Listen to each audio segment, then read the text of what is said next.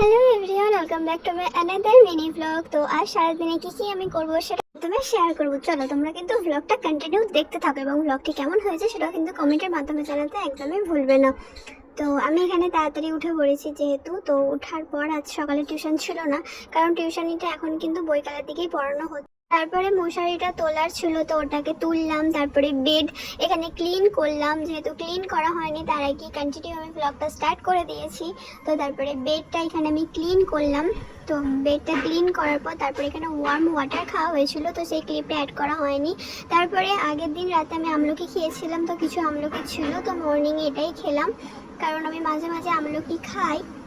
তো ডাইরে খেয়েছিলাম, তো কিছু ছিল, অল্প ছিল। তারপরে ভাবলাম তো এগ বয়েল করতে দিয়েছিলাম।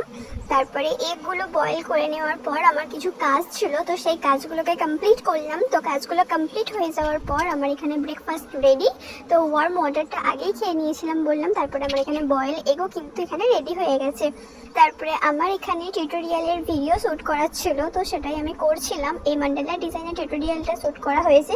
তো তোমরা যদি আমার চ্যানেল জানতে চাও যে আমি কোন চ্যানেল আমার আছে এবং টিউটোরিয়াল ভিডিও আপলোড করে থাকি, তো সেটা হচ্ছে তাসমিনা মেহেন্দি আর্ট।